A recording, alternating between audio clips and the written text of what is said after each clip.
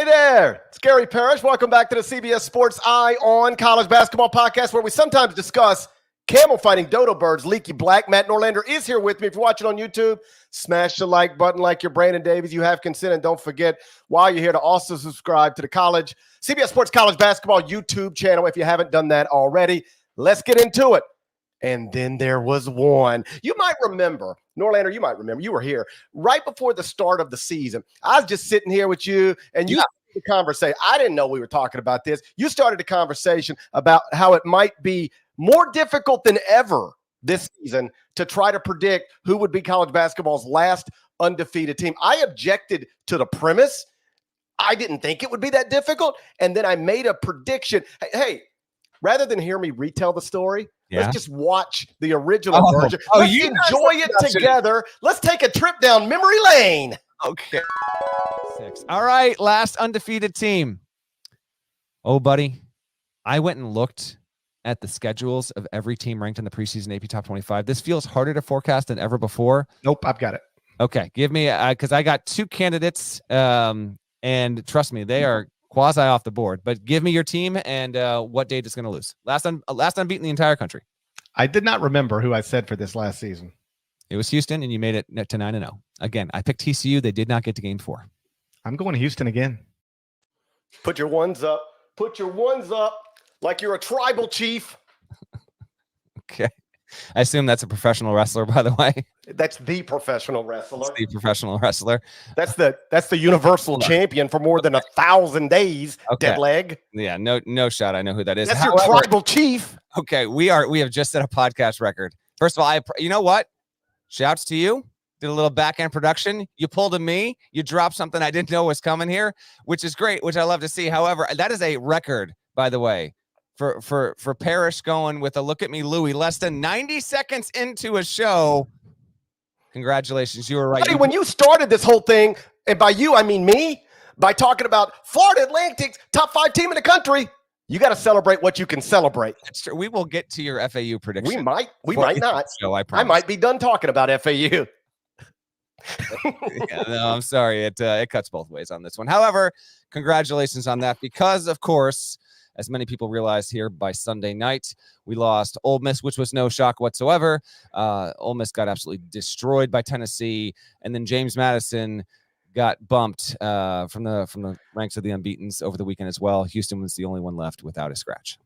I see somebody in the chat saying GP looks healthy and energetic now. I am feeling much better than I felt last Friday. Right below me, my wife is in bed with COVID.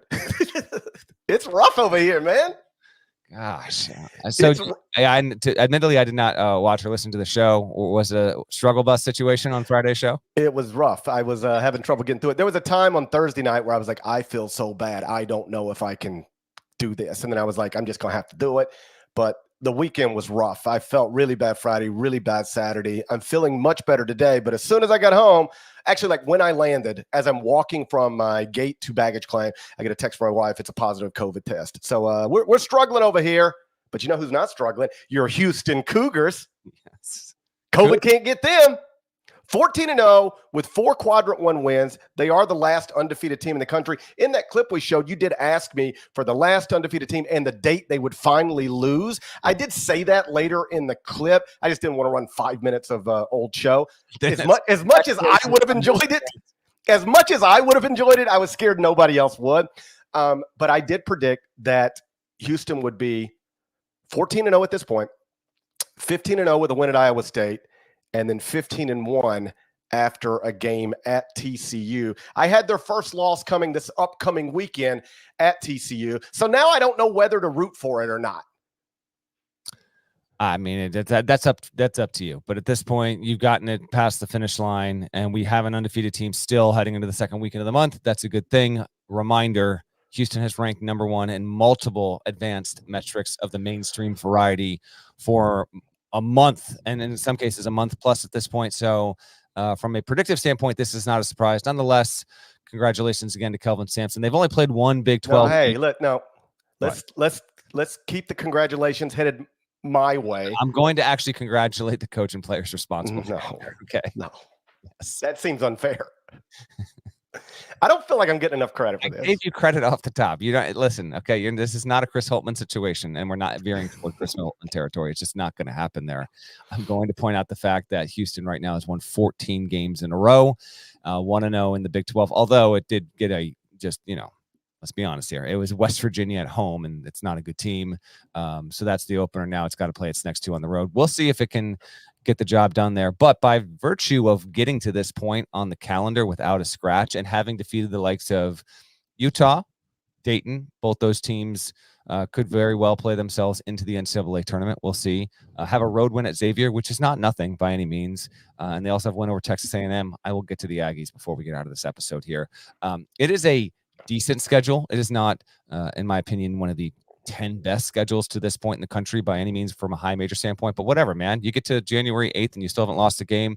Big time credit there.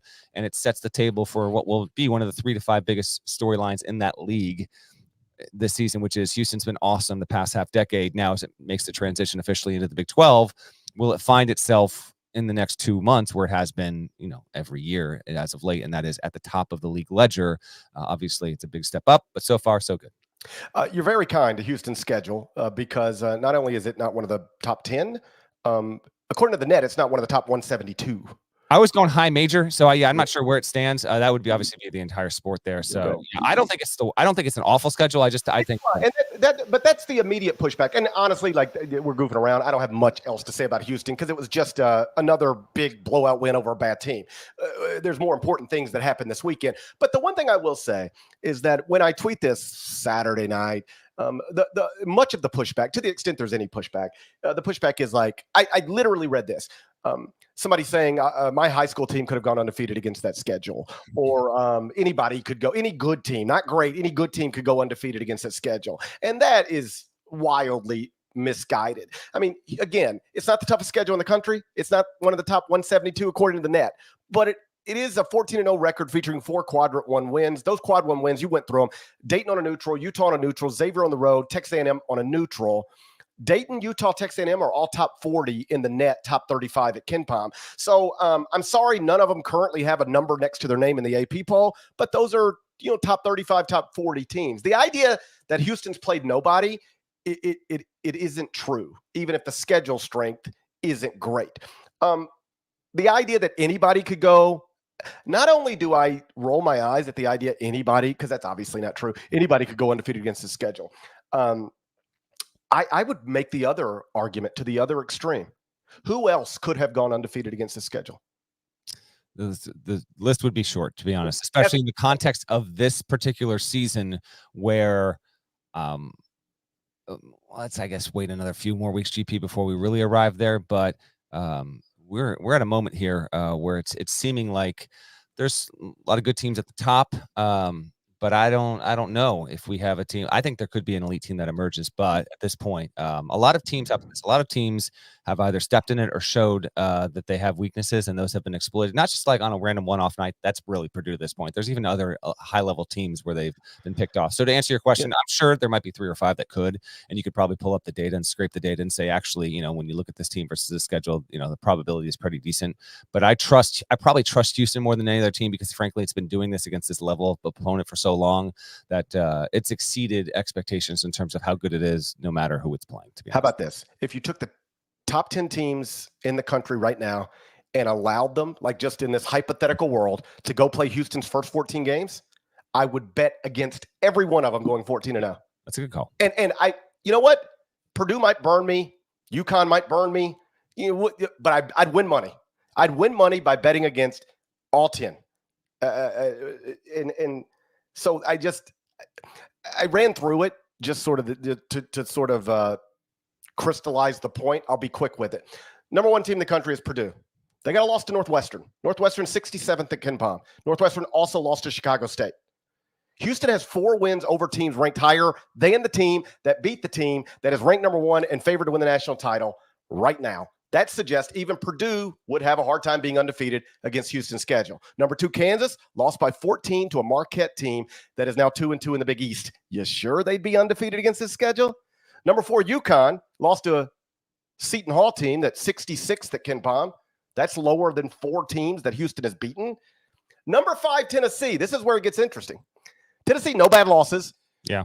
You could actually point to Tennessee and make the argument if you wanted to that the Vols would have or could have gone undefeated against this schedule because their only losses are Purdue, Kansas on neutrals, at North Carolina. They got wins over Wisconsin, Illinois, Ole Miss, NC State. So if Vol fan, I'll give Vol fans a pass. If they want to say we'd be undefeated against the Houston schedule, I'll at least listen to that. But then we get the number 6 Kentucky. You lost to Wilmington. Be quiet. Number 7 Marquette. At home. You've lost to 2 sub-40 KenPom teams. Quiet down. The only team we know that would go undefeated against Houston's first 14 games is Houston. Again, I'll let Tennessee fans make the claim if they want. Everybody else, you need to STFU.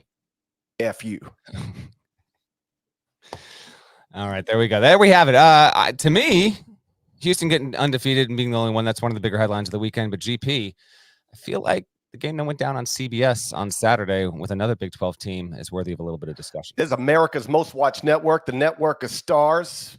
Kansas won again while struggling again. Beat TCU 83-81, but not without controversy. We'll discuss the Jayhawks and that final minute next. First, though, a word from our partners. On the next NFL Monday QB, with multiple win and end games on the line, our crew recaps who's in and who's out of Super Wildcard Weekend. Go under center on the only NFL show all about quarterbacks. Tomorrow on CBS Sports Network. Kansas won again this weekend, struggled again this weekend, beat TCU 83-81. It was controversial. Let me set the scene for you, then we'll discuss it. So there's basically a minute left. TCU is up 79-77. Kansas has the ball. Kevin McCullough tries to feed Hunter Dickinson. Ernest Uday, a former Jayhawk, by the way, appears to get a steal. TCU is out in transition, 5-on-4, because Hunter Dickinson is lying down on the court after being struck seemingly inadvertently by Uday in the head. Whistle blows, transition opportunity is over. Officials review it. They call it a flagrant one.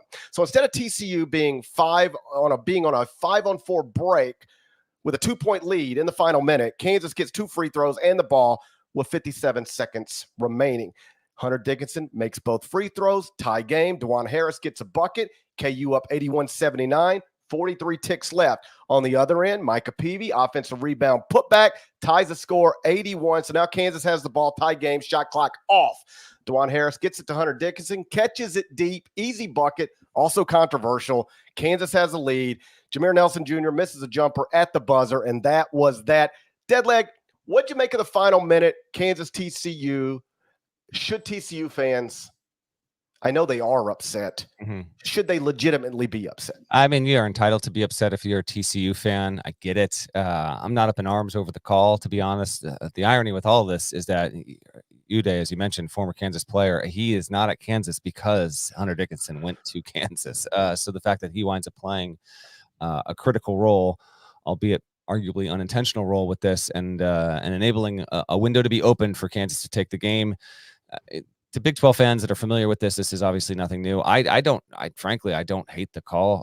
It is a go either way, close to 50-51 for me. I can easily understand if you're a TCU fan. Plus, you're in that building. TCU's had a decent start so far, but it doesn't have a resume win yet this season.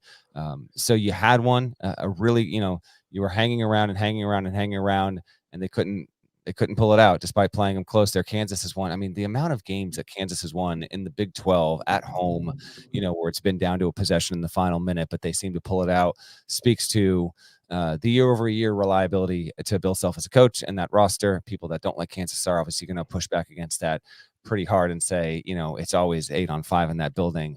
I get it. Kansas fans are at the very top of the list, and I say this endearingly and lovingly because I find it so entertaining. I don't think there is a fan base in America that is more offended by the notion of an official calling a foul on their home team than the Kansas fans. And that it is every home arena does this. There is no fan base that takes it more personally than KU. And because of that, Kansas and that team, they rally around this, and that building is among the very best, if not the best in the entire sport. I didn't have a huge issue with the call, and that bucket that Dickinson hit to win it. That's, on the very short list of reasons why Kansas needed to get Dickinson on its roster this season. was plays like that. And I don't know if, I wasn't following along in real time with this on social media or anything like that. I don't know if people thought maybe that Dickinson might have even pushed up to get some space and there should have been a call there again.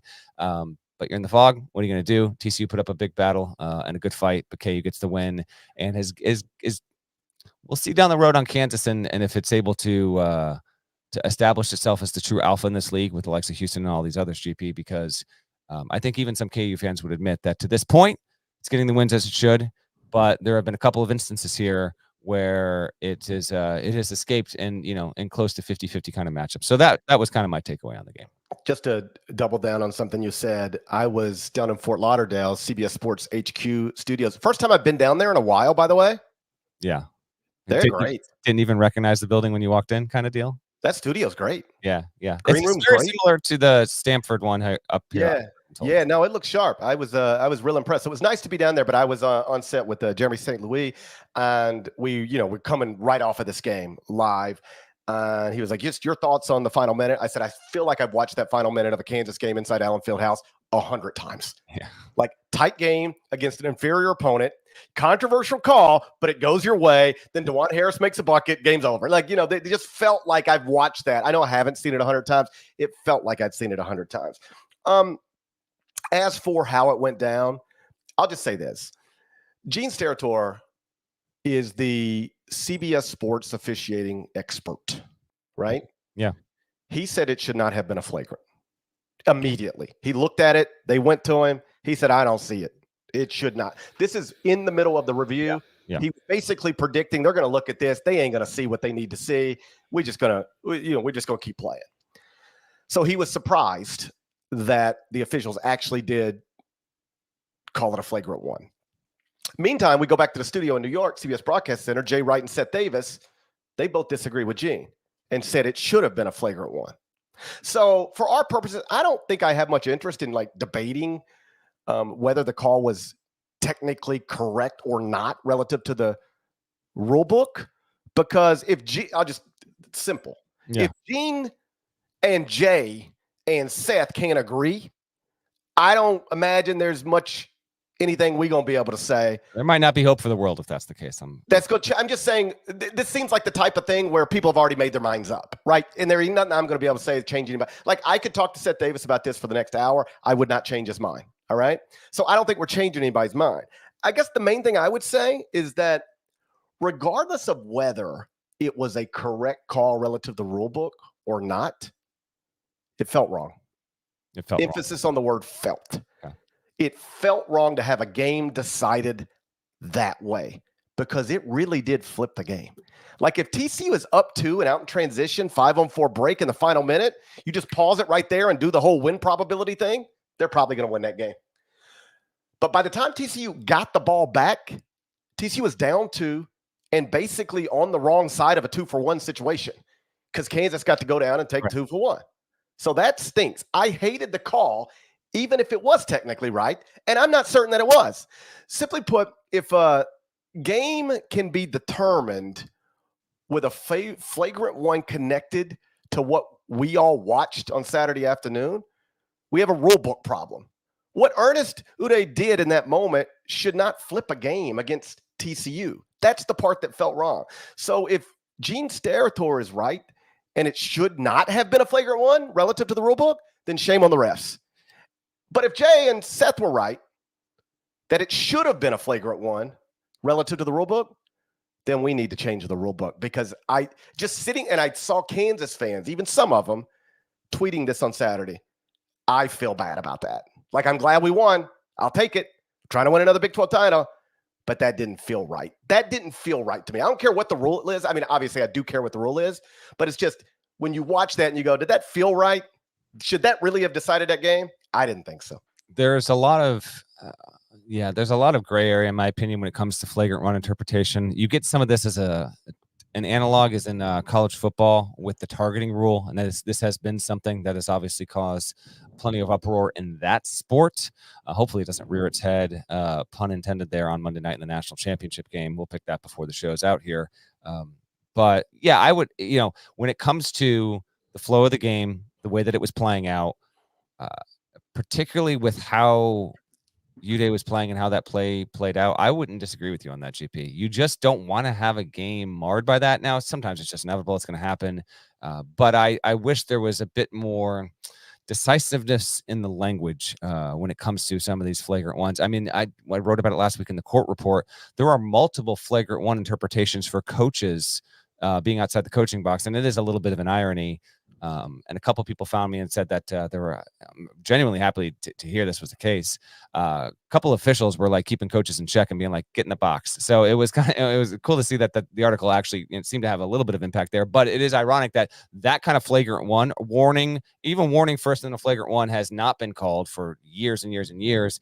And yet a play like this I don't want to say it flipped the game, because there's no telling that TCU would have won the game if it doesn't get called. You just don't want to see it happen there. So I don't disagree with you on terms of how it felt in the moment there. And the rule probably needs a little bit more clarity here. You get this every so often, every few times a season, Parrish, where you get a flagrant one, and when you watch the play, you just don't feel like the player was doing it consciously or with enough intent to raise it to that level. That's exactly right. Like, and I know the rule about, arm to head. I got you. Mm-hmm. I don't believe Ernest Uday did that on purpose. All right. I don't believe he tried to hit Hunter Dickinson. And then Hunter played it up intelligently. Like, he laid on the ground. They stopped the play, but he wasn't really hurt. Certainly not hurt enough to where he couldn't continue. Evidence being that he did continue. You say the rule needs, what's the word you used? A clarification or updated change. Maybe I would actually, rather than being just black and white, because I think this is what the problem with the rule as it is currently constructed. It's even though Gene and Seth and Jay can disagree on it, it's supposed to be clear. Did this happen? Look at it. Did you see this? If you saw this, it's a flagrant one, right? Yeah. I would actually like to leave it up to the officials a little bit more. Like, let them talk about it. Let them provide context. Major League Baseball does this. I was trying earlier to think of something from another sport that is, and it might be apples to oranges, but I think you'll get the point. In Major League Baseball, you realize you can hit a batter in the head with a fastball 97 miles per hour and be punished in no way whatsoever. Yeah. They'll just let you throw the next pitch. They'll take that guy to the hospital and you throw the next pitch. On the other hand, you can also throw a fastball 3 feet over somebody's head. Mm-hmm. It doesn't even hit them, and they'll throw you out of the game. Mm-hmm. It's all left up to the ump. It's at his discretion. All right, this is just a ball that got away from this guy. It meant nothing. It's just a bad pitch. He's going to stay in the game. All right, this guy just homered off this guy 2 innings ago. Now he's back up, and first pitch, he threw it over his head. You got to go. Noah Syndergaard got thrown out of a World NLCS game, 2015 for the Mets. Didn't hit anybody. Just threw a ball over somebody's head that connected some stuff from a previous game, and the ump said, you can't do that. You're gone. I didn't hit anybody. Doesn't matter. You're gone. Because the umps knew what he was doing. I would like officials to have a little more leeway here to be able to huddle, look at it, and go, okay, the way that rule used to be written, this would maybe be a flagrant one. But come on, man. These dudes been playing for 39 minutes. Why don't we just let them figure this out and maybe not decide the game with this call, but you certainly flip the odds in a dramatic way. Yeah. TCU goes from being up 2 with the ball in transition to down 2 with the ball. You flip the game. Yeah. You at least you took a likely winner and made them a likely loser. You took a likely loser and made them a likely winner. Mm-hmm. I would like officials to be able to provide that context in their huddle and say, guys, we'll talk about this more later, but we are not making this call right now because it will be a terrible way to end this game. Yep, I agree. And, play so many damn games in a year, you're going to have these instances pop every now and then. Of all the times, of all the teams, it just happened to be Kansas in that building, which just, fuels the fire for opposing fan bases that have been on the wrong end of not that exact kind of scenario, but you get the point. All right. So that's what happened with Houston in the Big 12, with Kansas in the Big 12. We'll skip around some other interesting developments from the weekend next, but first, let's get one more word from our partners. Well, you need your sports news anywhere? We've got breaking news to bring you. Then get your sports anytime you want them. Big trade news overnight to discuss. Because we know you need sports all the time. A lot of movement in the rankings this week. A legend adds to their legacy. We're bringing you that breaking news right here on HQ. CBS Sports HQ, anywhere, anytime, all the time. All right, if you're a regular listener to this Sunday night episode of the On College Basketball Podcast, you know Norlander usually handles the weekend rip around. But this weekend, he took some nice time with, it was with your family, was it? Or was it not with your family? No, it was. You left your family. Okay. I was going to say you got some nice quality family time. But little guy's trip, yeah. Yeah, but he just decided to hang out with his friends. So, Yeah, Vermont native, got up there. I do one getaway ski weekend every January. That's this. Hey. Yeah. Hey, explain it to your wife and your kids. I don't need to. They were all for it, and we're gonna do another one later this year. In fact, I went into a spot. I was with a buddy that had not. We went up to Killington, and we went into one of these bars. And I said he didn't realize I did a podcast and all this stuff. And I was like, no, yeah, I did. In fact, it was at that table about 10 years ago that I literally edited and uploaded an episode of the podcast. So, fortunately, didn't have to do that this time around, but it was a good time on the slopes. But that means that you got to build the Sunday Whiparound. So let's start with this. Yes. Mick Cronin skipped his press conference after UCLA fell to 6-9 with a 66-57 loss at home to Cal. Yikes, man. UCLA has now lost 7 of 9. These dudes went from playing Marquette and Gonzaga tight early to losing to everybody. Now they can't beat anybody. And Bill Plaschke, the longtime LA-based columnist, I thought it was a fair but harsh column. He let him have it pretty good. What do you make of everything that's happening at UCLA right now? Mick has gone from it publicly, I don't know that he says anything that coaches don't say privately sometimes, but coaches don't usually say this kind of stuff publicly. He said, hey, listen, I'd love to have better players, but we didn't have the money to buy them. He criticized last week his players' intelligence and more or less threatened, hey, if your performance doesn't improve, you won't have this opportunity anymore. These opportunities don't last forever. It's spiraling there. Obviously, it's not something he can't get back under control, but UCLA is 176th in the net right now. That's wild. It is absolutely spiraling on a man who has not been in this kind of situation for well over a decade. Ever since he got to UCLA, he has coached an NCAA tournament squad. Even in 2020, when we didn't have one, UCLA was a projected tournament team in his first year there, then Final Four, back-to-back Sweet 16s the past 2 seasons, with UCLA being a 2 seed a year ago, and they were a 4 seed before that. He's entitled, frankly, to having just an absolute bagel of a year, and maybe that's what this is going to be. But he is just burning down a ton of stuff on the way to doing this, and I don't quite get it. And sorry, Mick, no excuse. You don't skip the press conference. Absolute amateur hour stuff. You deserve to be called out for it. You're the head coach. You take it. I don't care unless there was a truly a health-related reason or emergency that would force you to miss a post-game press conference. There's never an excuse for a head coach of a program not to attend a post-game press conference. I will tell you the publicly stated explanation. I don't want to call it an excuse because that implies negative stuff. Explanation was that he was still talking to his team and didn't want to keep the media waiting. But as Plaschke points out in his column, the media under circumstances like this is always happy to wait however long they have to wait. We have sat, and you probably more than me, frankly, but it's happened with the Everett. We have sometimes sat and waited for a losing coach north of 45 minutes. And it's annoying in the moment as someone in the media because you want to get the quotes, and it's just, it's quote gathering and scene gathering and all that kind of stuff.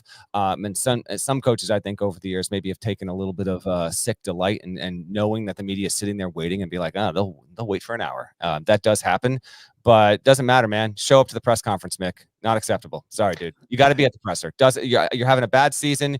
You have gone after your players here and there. Hey, I'm all for coaches being on the record and criticizing their team if it's valid.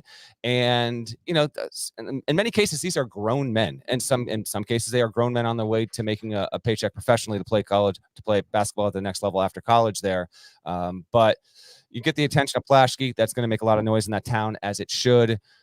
Cronin, again, I'm gonna repeat this. He's got the bandwidth, the slack, the leash, however you want to put this, to have a stinker of a year. And this is what that is. UCLA is terrible, man. They are not good. You lose to Cal like that, awful. show up to the press conference, and a lot of this stuff falls on you as the head coach. I think he knows that. He doesn't seem to be taking quite enough accountability for it. I think you've got a couple thoughts on that, but that's my takeaway after hearing what he did over the weekend. Super soft move from him. I would hope he doesn't do it again. Yeah, I obviously think he should have been at the press conference too. I'm just always hesitant to start complaining about how coaches treat the press, because my experience is that fans don't seem to care. Like you don't win over many fans when it's not even how you're treating the press. Like you're not even getting there and showing up for the UCLA fans that care about this. Like you're actually shortchanging them. So that's the press. I agree with accountable for that. And I think you know that, but I'm just adding a little. Yeah. I agree with you. I think he should have been there, and I should have said that differently. It's not just you should be there to tell to talk to your fans through the press. And there's a reason why every other coach in the country shows up every time, right? Or at least most times. And so I thought that was a bad look, but again, that's not the type of thing that fans tend to care about. I wasn't taking issue with your point as much as just it doesn't play with fans the way it plays with media.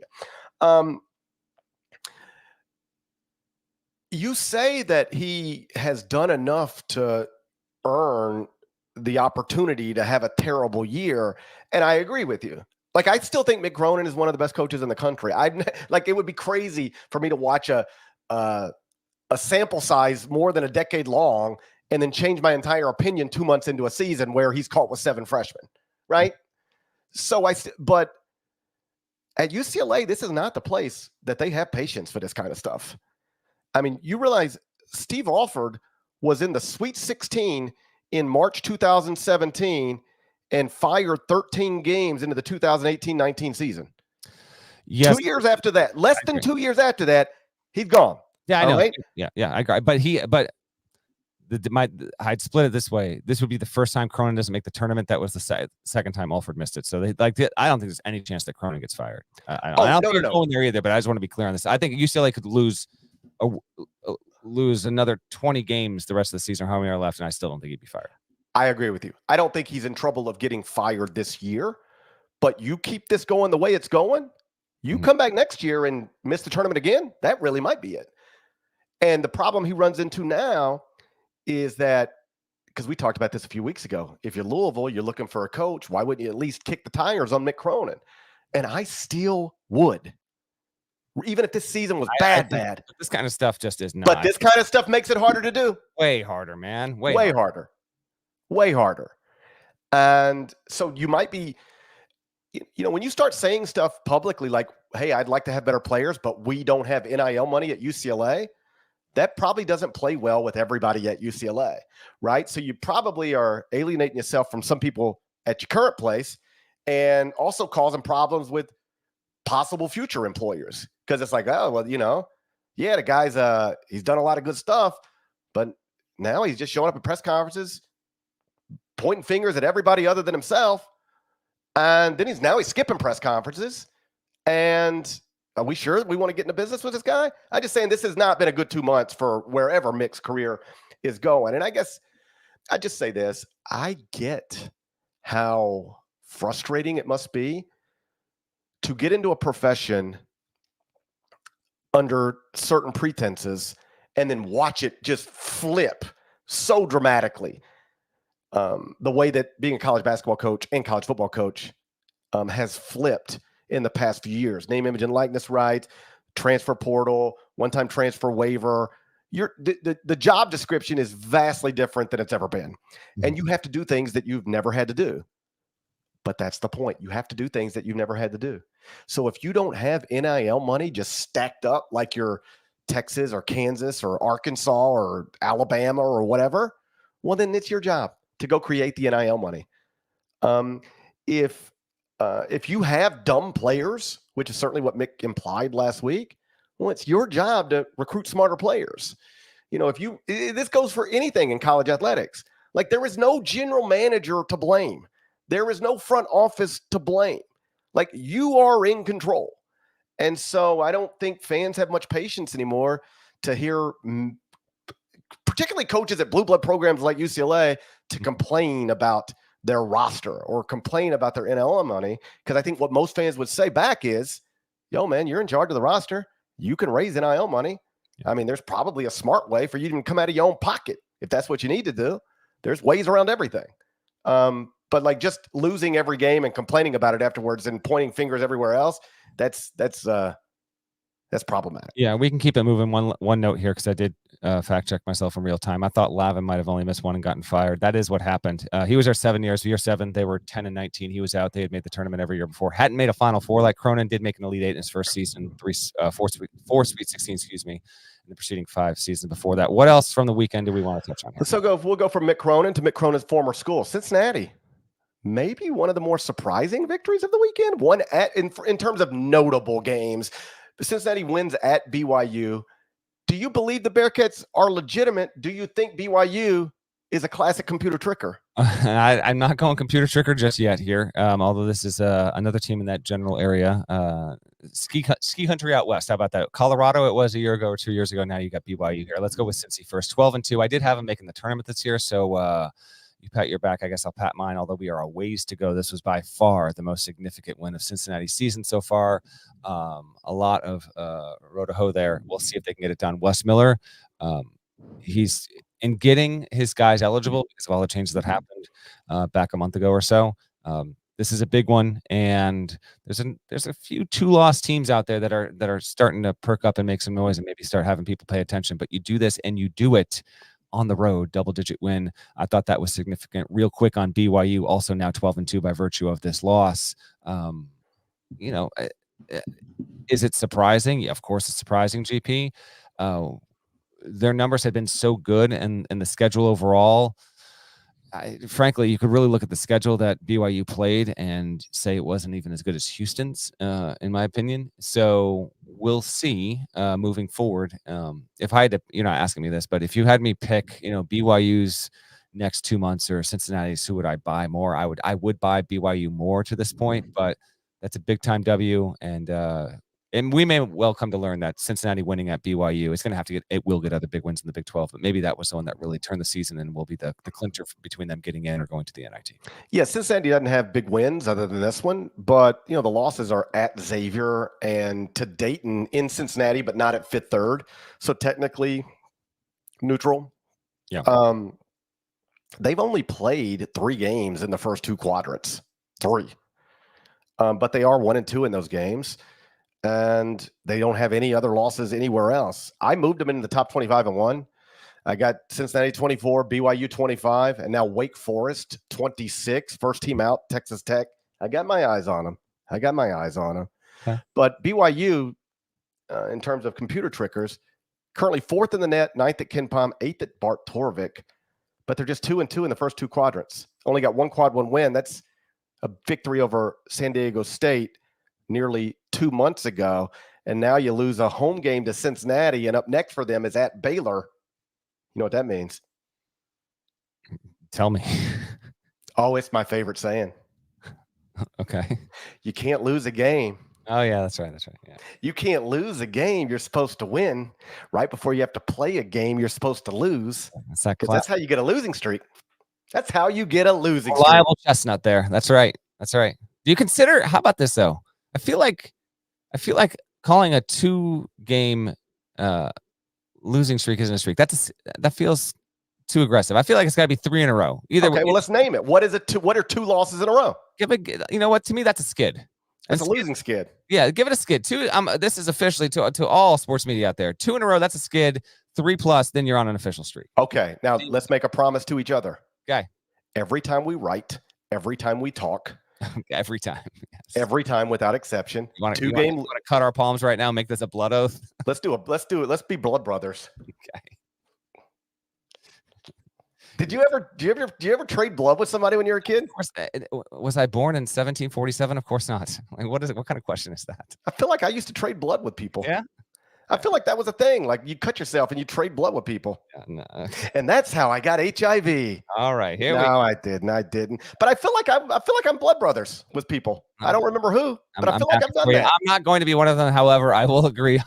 I will do a proverbial handshake with you palms clean, and we can make. Now I'm bringing razors to the Final Four. It's packed. No, stop. I'm bringing razors to the Final Four. Plane. Good luck. Yeah, okay. And breaking news: Parrish will not be I've tried to bring razors to the Final Four so we can be blood brothers, and I get arrested by TSA. Exactly. You didn't quite think this through. Wouldn't that be a good story? Shocking news, breaking news. The guy who proclaims to be an expert in all things of among the many things. I'm an expert in extortion. Extortion. There we go. Yeah, extortion. I'm a doctor. I haven't thought this all the way through here. I'm a doctor, and I'm a expert on extortion. And I rank 26 basketball teams every morning. I don't know if you heard about that. Cincinnati. It's a 2-game losing skid, 3-game losing streak. We Correct. just determined that's the way it's going to be going forward. Check the top 25 one every morning. If somebody loses 2 games in a row, I'm going to call it a skid. And I don't think I've ever called it a skid before, but I'm going to do it. Skid. I love it. Okay. I'm going to do it. That's because we're bud brothers. What else we got? SEC, when we started this season, seemed like the most wide open power conference in the country, perhaps. Now, would you agree? It feels like maybe it's Tennessee, Kentucky, Auburn, and then a little bit of a gap. It certainly seems that way. Not much to say about Tennessee. Like, congrats to Tennessee, but the result, I guess, wasn't that surprising. And to be clear, we are 1 game into SEC play, but having to see what these teams have accomplished, metrics would say Bama, but it just hasn't gotten the wins They're yet. 0-5 in quadrant 1 and 6 in the net. I know. Well, maybe you should be taking your computer tricker compass and pointing it to a different part of the country. I don't know. Tuscaloosa. There you go. That might be a lot of computer. You got an Alabama potential computer tricker, a BYU potential computer tricker. Frankly, maybe an Iowa State computer tricker situation. This is the podcast that shouts out the greatest player in the history of South Carolina basketball. I will at least mention the Gamecocks at 13-1. Yeah. However, we just got to see a little bit more here, and you got a couple of roadies upcoming. If you peel off at least 1 victory there, we'll give a little more time. They're not at the table just yet. Auburn. Let's just hit on this real quick. Walking into Bud Walton, my God, place where I saw Arkansas shorthanded be able to take down Duke earlier this season and simply lay the largest of eggs. I mean, 83-51. 83-51 Arkansas. What are we doing here? To me, you were in that building less than 2 months ago. How does anybody beat that team in that building by that much? Come on, man. Listen, I am going to give credit to Auburn for going in and winning like that, and it is deservingly at the table to be an SEC champion. Auburn, I sold on them going into the season relative to where they were in the preseason. I was wrong on that. Arkansas, I sold on relative to where they were, and I have been right about that. The result to me is more about Arkansas and we'll see what Musk can do to try and maybe get this thing turned around. But this is a 9-5 team right now, and the Duke win is the only thing it can hang its hat on. A home loss to UNCG is already out there. Lost a competitive game to Memphis in the Bahamas. UNC ran away from it, and then it tried to keep pace but couldn't with an Oklahoma team that looks pretty good there. Now you're staring down 2 roadies against a Georgia team. Oh, by the way, as we talk the SEC here, Georgia's at 11-3 and has won 9 in a row. So interesting times in the SEC. I'm not willing to say that it's just a 3-team race just yet, but those are the 3 clearly most likely candidates. Them and obviously Kentucky got a competitive, really nice win. That's kind of win if you're a Kentucky fan, GP, where it's just like, all right, these kind of games, seeing them pull these wins out is giving me hope if you are a Kentucky fan and saying we go on the road. Florida looks like a decent team. We get this win, start off SEC play. You're seeing the evidence pile up here that this should be a quality season for the Wildcats. For what it's worth, Ken Pom is currently projecting SEC co-champions. Have you looked at it? I have not. Who do you think they have? I would say it's Tennessee, Kentucky, but that seems almost like too obvious of an answer. It's Tennessee, Auburn. It's Tennessee, Auburn. Okay. It's BP's current school and BP's former school. There you go. How about projected to be co-champs in the SEC at 14-4. Ken Pom currently projects Kentucky 2 games back of that. Do you know when they play, and do they play twice? Auburn and Tennessee. Do you have that up by chance? I don't have it up, but I can find it. I got you right now. They only play once. Auburn goes to play at Tennessee end of February there, so only once. Auburn's next opponent is A&M, and they're getting a mention here because that is a yikesy. You're losing at home to LSU. That was a misfire on my behalf. I thought A&M would. I picked them to win the SEC. I'm not going to be right on that. Buzz Williams' team too experienced to be this inconsistent at this point. Obviously, credit to Matt McMahon and LSU being able to do that, but can't be dropping games against LSU and considering yourself a surefire NCAA tournament team. Aggies have work to do. It's just, I don't know, funny how this stuff works. Texas A&M last season goes 15-3 in the SEC, and they bring back most of the good pieces from that team. And now they're 9-5 and 0-1 in the SEC with a home loss to LSU. Yeah, well, it's hard to do this year over year. It really is. Well, like the same thing at Marquette. Same thing at FAU. We can talk about all these teams. Yeah, it's the same thing. It is. And coaches say this, and I feel like they almost they try and just get us into our stupid media heads that just listen. It's not the same thing year after year. If we bring back a lot of guys, it's not easy to do. And they are right. And these are three teams that are clear evidence of that. Well, I had a coach tell me this one time. We got into a conversation, and it was the same type of thing. Like I'm sitting there going, like North Carolina last year. Yeah, great example. Yeah, and I heard the coach said this, and I've heard other coaches say it. The thought was, and he wasn't talking down. He was just sort of like being. I actually appreciate it when coaches listen to the podcast and then they reach out and they go, "Hey, I want to talk to you about something." Or and sometimes it's even like I got a text from a coach one time. He's like, "Hey, I didn't hear it, but I heard you said somebody told me you said this and wanted to go. You got 10 minutes. Let's talk about it." I like that. Mm-hmm. And so what one coach, we were having this conversation, and he said, the mistake people make is you go, this team was good. They're bringing everybody back. It's the same team, but it's never the same team. You've got different personalities. You've got different desires. Mm-hmm. You've got different levels of development throughout the offseason. Sometimes the pecking order of things changes. It's just, stop. And I had a coach said this to me. He said, stop saying they're bringing back their whole team. They're bringing back basically the same team because you don't have any idea what they're bringing back. They are bringing back basically the same players, at least the same names and the same jersey numbers, but you don't know what's been going on. And something that was good can be bad, and something that was bad can be good. And Texas A&M, it's early. Keep in mind, they started bad last year too. They did. But I don't know. I just sort of, that's something I try to remind myself of.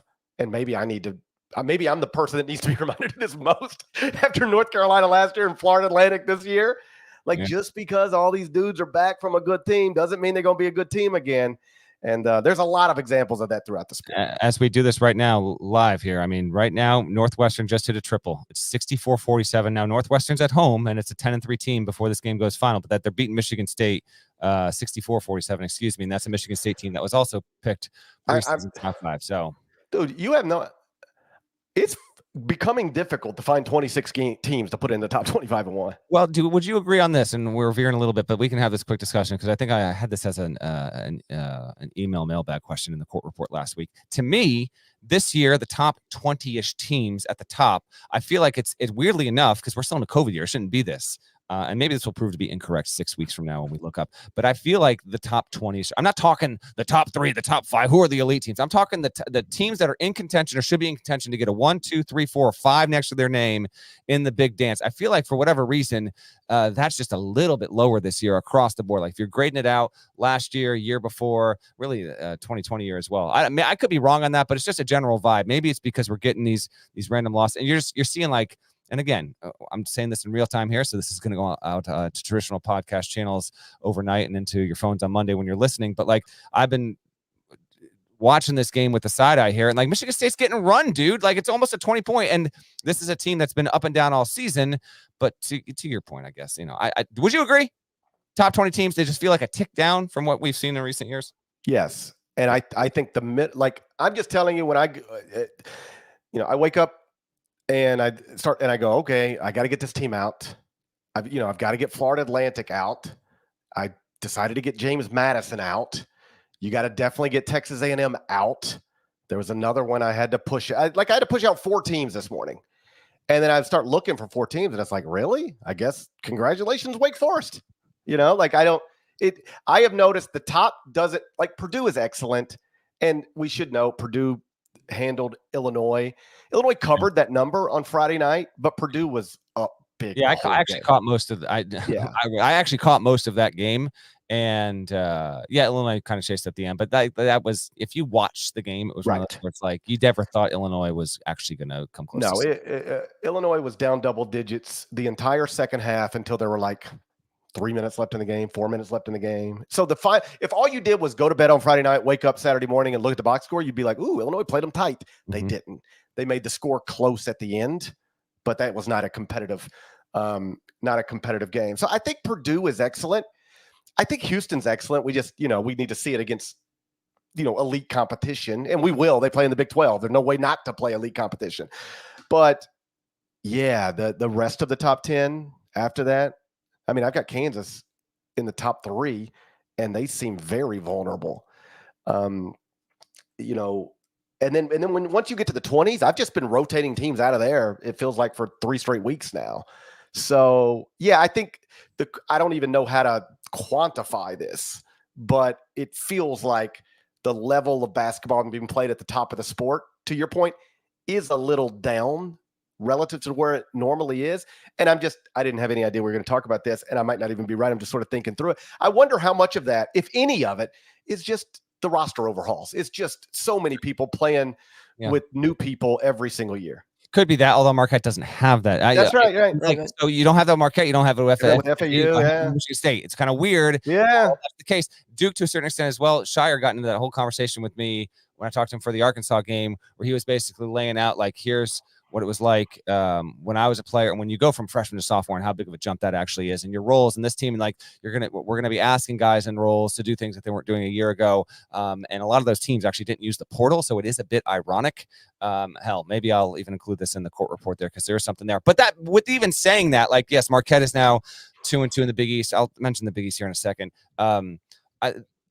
We're not going to overreact here in the first week of January and kind of get into like, how worried are we about this team? We could well look at Marquette, 10, 20, 10, 15 games down the road, and they're doing just fine in their top 2 in the Big East. But it is at least notable that they are now just 1 loss away from matching their loss total in all of regular season play last season in the Big East. Let me just, since we already mentioned them, let me put because I see you in the chat.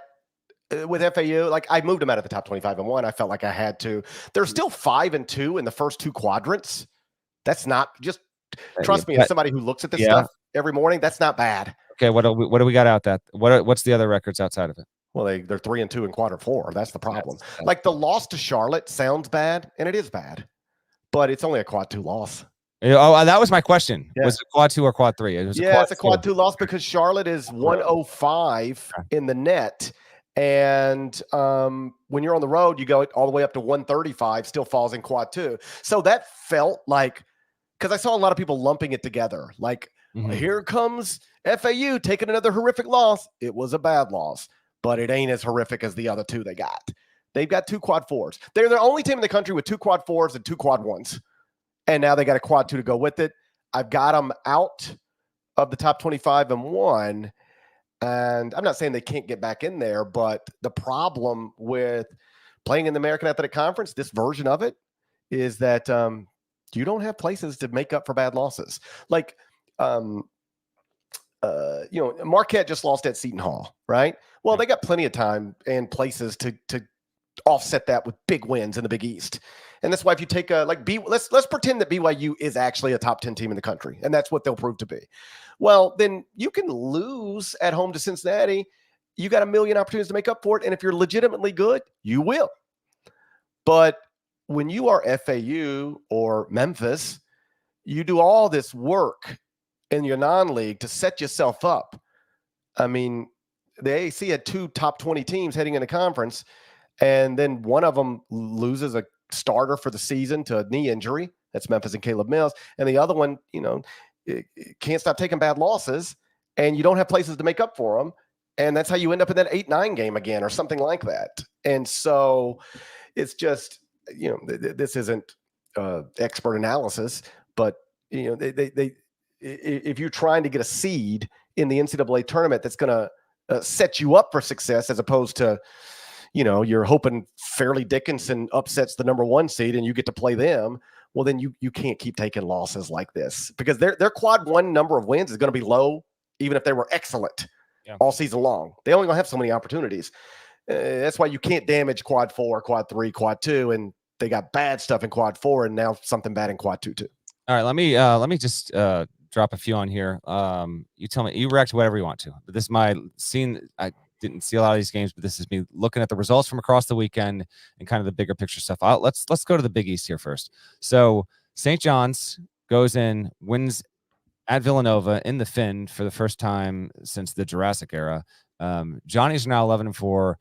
Nova is now 10-5. Seton Hall has now beat Marquette, UConn, and Providence in early season play. So we are still early, but what's fascinating is like the Nova loss, you're kind of like, can you guys, can you try and get it together here? Yet, here are the Big East standings right now. 4 teams are sitting at 3-1. It's UConn, it's Nova, it's St. John's, and it's Seton Hall. And then you've got Marquette and Creighton, the 2 of the 3 preseason favorites. They're both at 2-2. Providence, which has been an upstart and been good, but sitting there at 2-2. And then Xavier and Georgetown and DePaul, they have 2 wins combined between them all. Butler was expected to be in that spot, but it was off to a hot start. Now Butler, unfortunately, couldn't get it done Friday night at home against UConn, and it's now 0-3. They're going to have to rally there. Big East to me, GP is just fascinating all around, and the results there, they seem to be a little bit at odds with the reality of the overall standings. Yeah, like it's one of the more interesting leagues right now because I just assume Marquette is going to flip it at some point and be reliably good. But they're going to have to go. I think this is right. Let me make sure I've got it right. 15-1. The rest of the way to match last season's Big East record. Yeah, that's correct. And they still got tough games on that schedule. That's not happening. But I still think they'll be good. UConn, I have no concerns with. They're going to be fine. I have no concerns with UConn. Villanova's all over the place. Villanova could win. Yeah. Villanova could finish 7th in the Big East and then win the Big East tournament, or win the Big East and then lose to DePaul. I mean, in the tournament. I mean, who knows? Nova and FAU. These are the teams with the wackiest resumes out there. I'm here for it, man. Creighton. I don't know. I'll take a little more of a wait and see approach with them. Not whether they're going to be good, NCAA tournament good, all that stuff, but whether they're going to be great like we thought they'd be great. Providence, I just think the loss of Bryce Hopkins catches up with them at some point. You know what? Good point. Yes. Yeah, I think that is a major ding on them, and we will see if they can overcome it. But if they don't, it will truly be at no fault of their own because Hopkins was one of the most valuable players in the country. Seton Hall, I think they're going to be one of those teams that they can beat anybody at home, and then we'll see what they are on the road. 3-1 GP. I mean, that is a big start. And if a Villanova doesn't get in, maybe Seton Hall is the team that replaces them. We'll wait and see. Yeah, I think Seton Hall is going to be a nightmare. Not a nightmare. I don't want to overstate it, but they're going to be a problem for everybody in the Prudential Center, and they'll catch some people on the road too. If I were at Seton Hall, I'd be saying, let's win. Let's try to win every home game and win the ones on the road we're supposed to win, and that should be good enough. Okay. All right. Let's just win the one. Let's win our home games and win the ones we're supposed to win on the road. And that'll be good enough. We don't need to go to UConn and win. We don't need to go to, you get the point. Yeah. St. John's is to me like, okay, it's Rick Pitino and he's tied for first. Getting there. We're only 20% through the conference schedule, but we are 20% through the conference schedule, and Rick Pitino's tied for first. Yes. I love this league. I think it's one of the more enjoyable leagues to just watch. I agree. We said in the preseason, it's been this way for a while. It continues to be that way. Okay, quick bing, bang, boom here, and then you wrap it up however you want. Here's what stood out to me. In terms of league standings, oh, by the way, Pac-12 right now, Oregon and Arizona State lead at 4-0 apiece. I mean, and Arizona's going to win that league by 3 games. But right now it is Oregon and ASU, which is not even a top 100 KenPom team right now. By the way, Colorado went 0-2 on its Arizona swing. Not going to overreact to that just yet, but 0-2. You thought maybe they could have maybe picked one off. That didn't happen. Virginia losing by 16 is an absolute siren alert. They were played at NC State, 16-point loss. We'll see if Tony Bennett can fix things, but that is an eye-opener. I want to circle back on Wake real quick. Peeled off 9 straight wins, got an 86-82 OT win over Miami. Steve Forbes' team has come close the past 2 seasons to make the NCAA tournament, but missed out. It seems like it's setting up for this to be the year for the Deacs to break through. let's just see how the next couple of weeks go. But I like the signs I'm seeing there. I saw the chat earlier mention this game, this outcome, and you told me that that you have them as your first team out. Texas Tech winning in Austin. So Red Raiders, I think, are team 27 for you right now, GP. They won 78-67. Texas Tech is 12-2, but that was its first notable win. So we will see if it's on its way. We have a lot of intriguing teams right now that only have 2 or 3 losses to this point. But if you dig into the resumes, there's a lot of work to be done. So some of these teams will wind up emerging, and they'll emerge to the point where I think they'll get single-digit seeds. But a couple of them, I think it's inevitable. It'll just break this way. They'll kind of fade, and we'll look up, and they'll be well on their way in the NIT. With Texas Tech, I just simply don't know, but it's obviously a notable one. Texas is 11-3 and does not have a notable win yet. Also, reminder, it only beat Louisville by 1. I was at that game in the Garden there. Keep an eye on the Longhorns. Nearly got to the Final Four last year, 2 seed. Rodney Terry did a great job. You and I agreed he had done enough to earn getting the job, and we like the Texas future under him. However, to this point, haven't quite seen it yet. They're a little bit of a pretender. We'll see. And then 2 more. Carolina wins at Clemson. Continue similar to Kentucky. Carolina is just you're getting enough there to give you real hope that we have the evidence here that okay, maybe we're not a top 5 team. Who sees it? Who knows if we'll be a top 10 team? But now won 4 straight, 3-0 in league play. Meantime, Clemson is 11-3, lost 3 of 5, and all those 3 of those games were to high majors. The 2 wins came to mid-major teams. And then my last one, I'm going to absolutely shout out Utah State here. Held at home to beat Colorado State by 5. Utah State in its first season under Danny Sprinkle is 14-1. We obviously recently talked about the Mountain West and its legitimacy. I told you it's basically a lock to get at least 4 bids. It's because of results like this, like Utah State getting that quad 1 win on its home floor is going to push them to vie to get into the tournament. They're well on their way at this point. That was an important result for the Mountain West over the weekend. Just bouncing around, reacting to what you said. Texas Tech, assuming Michigan State, update me on that Michigan State score. And I hate doing that in a podcast. So hold on. I got you right now. I think it's just coming back. Hold on. It's literally just coming back from commercial as we are doing this. So keep going, and I will give it to you once it flashes. I got it right here. So Northwestern 66, Michigan State 55, 7:51 left. The point I'm trying to make is if Michigan State loses, I got to get them out of the top 25-1, and I will replace them with Texas Tech. Not Utah State. Baby, where you been? Utah State's 18th. Okay, there we go. Okay, all right. You ready for this? Mountain West, updated top 25-1. Yes. San Diego State, 17th. Utah State, 18th. Colorado State, 19th. Nevada, 21. Yeah, and New Mexico's not that far behind either. They got a big one coming later this weekend, San Diego State on CBS, but that'll be a Friday episode. On Wake. 9 straight wins. I moved them and you were right. Like we always talk about, man, Eric Musselman. Nobody does the portal like Eric Musselman. You know who does the portal pretty good? Steve Forbes. Top 2 scores right now are from the portal. Hunter Salas out of Gonzaga, and then Kevin Miller out of Central Michigan. And before that, he had Jake LaRavia, who becomes a first-round draft pick. Yeah. I wish he would have never been a first-round draft pick. Okay. Oh God, that's terrible. Okay, just keep it, please. But I mean, I feel like I'm doing. We don't need to bury Jake LaRavia as you're trying to make a point about Forbes' work in the portal. That's right. You're right. That's my colleague, by the way. Yeah. We both get direct deposits from the same place. Okay. But if you want to know the truth, I think I'm doing more for the Grizzlies right now than Jake LaRavia. Let's keep it moving, please. Okay. So anyway, shouts to Forbes, and we've talked about it before. He had just a nightmare of an offseason. His wife, Janetta, and it's very publicly. I'm not telling secrets. She suffered a stroke. She's doing better, really encouraging signs. But it's just, I would hate, just on a personal level, for Forbes to be dealing with that in his personal life and then struggling in his professional life as well. I know one has nothing to do with the other, and basketball wins don't help you when you walk in the front door and your wife is still struggling to get back to where she was. But I bet it's better than the alternative. I bet it's better than the alternative. So I'm really happy for Steve and his family and everybody at Wake Forest. And then the other point you made that I wanted to touch on, because it's true. There are a lot of teams that built up great records, power conference teams, South Carolina, Cincinnati. And you look at them and you go, okay, great record, but you ain't beat nobody. All right, great record, but you ain't done nothing. And then they actually beat somebody, and you're like, all right, what do I do with these guys now? Texas Tech. Yep. So I looked at South Carolina, and then I just decided against it. But a win at home over Mississippi State made me at least look at you. And there were a handful of those this weekend that emerged. Like, okay, we're 2 months into this thing. You got a nice record. You ain't really beat anybody. Okay, Cincinnati, go to BYU and win. Okay, Texas Tech, go to Austin and win. Okay, South Carolina, knock off a Mississippi State team. There was just a lot of that this weekend, or some of that this weekend that was notable. All right, good deal. You got anything else, bud?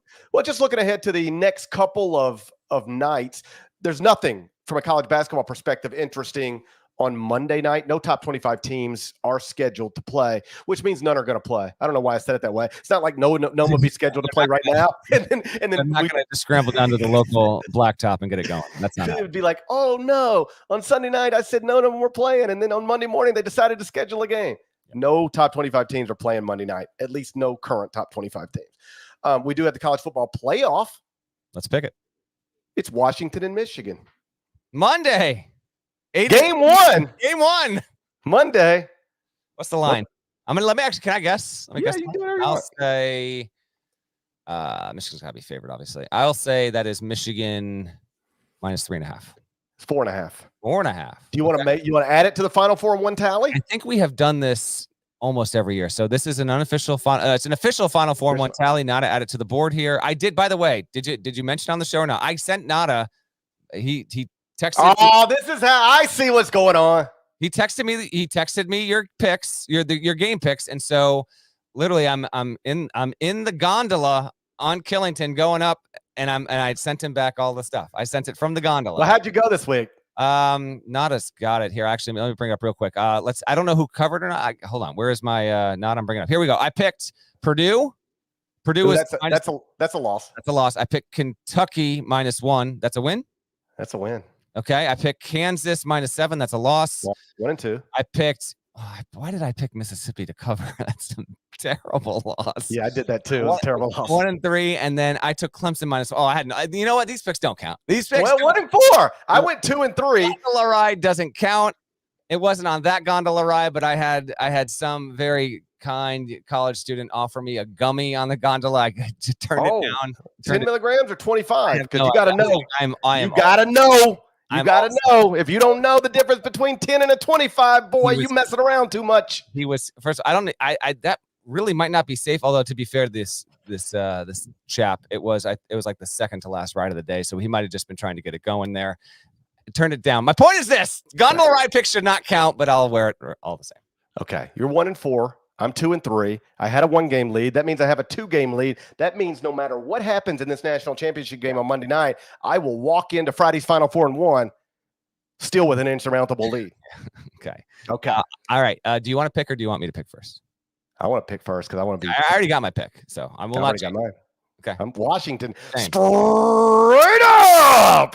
Washington 27, Michigan 24. That's your final score. Take the Huskies and the under. What the hell? I'll take Washington straight up as well, but we'll take them against the spread for these purposes. And yeah, what the hell? Why not? 31.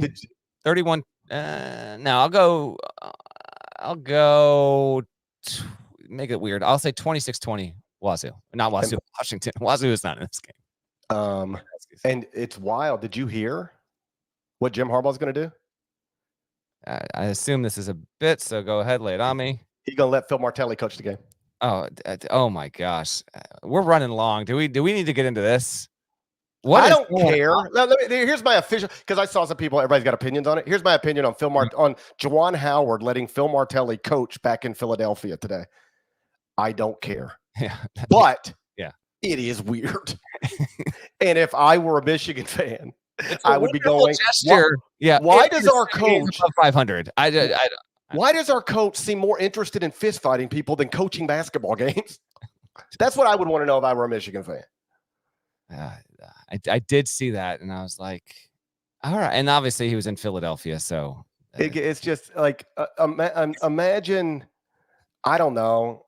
What if we see Martelli on the sideline tomorrow night at the national championship, coaching with a headset on, and Juwan Howard and Jim Harbaugh are just sitting behind him, or it's even like it's a flash to the box, like one of the coordinators, and right next to him is Martelli with headset on up in the suite there. But I just think of a random right now, top of your head. Yeah. Think of a random SEC school. Okay, I got it. You want me to say it out loud? Name one assistant coach from that school. Tennessee, Jordan Gainey. Okay.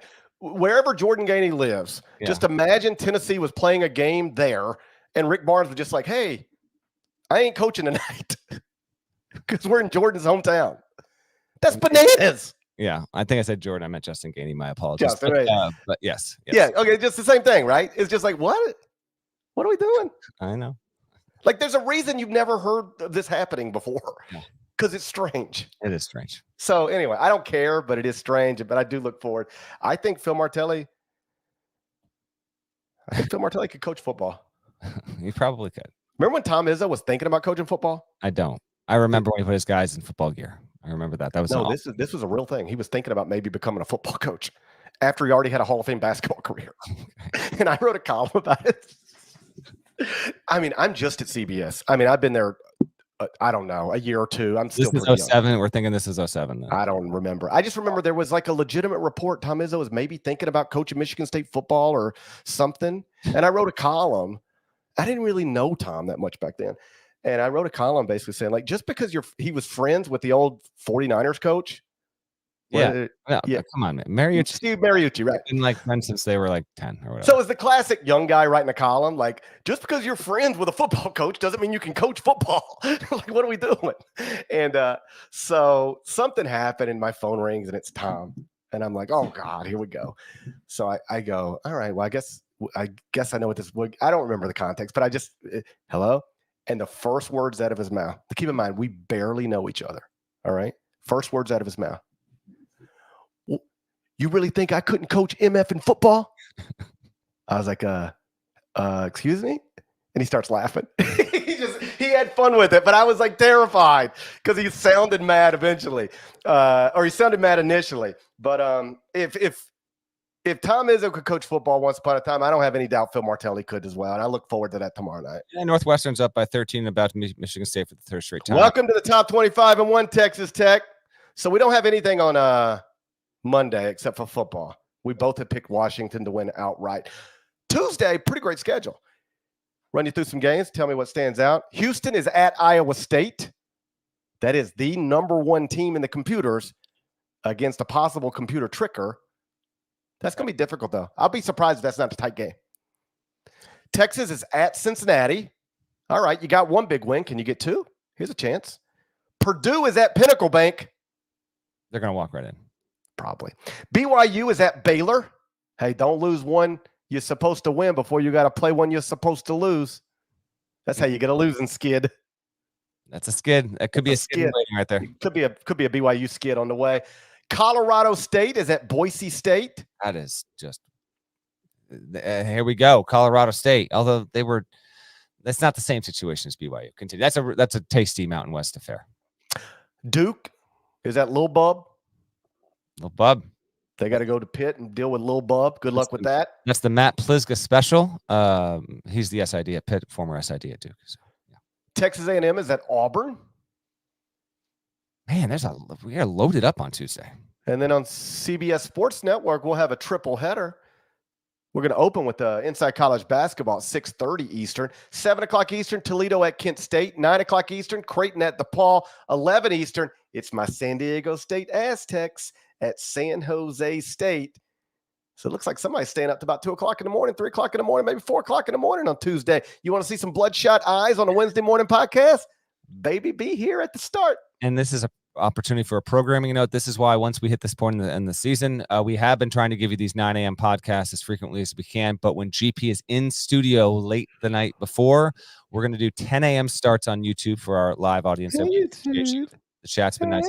We appreciate that as well. But our Wednesday morning shows, when Parrish is in studio late, we will start at 10 a.m. now instead of 9 a.m. That's a really good Tuesday slate. We'll have no shortage of things to talk about and react to.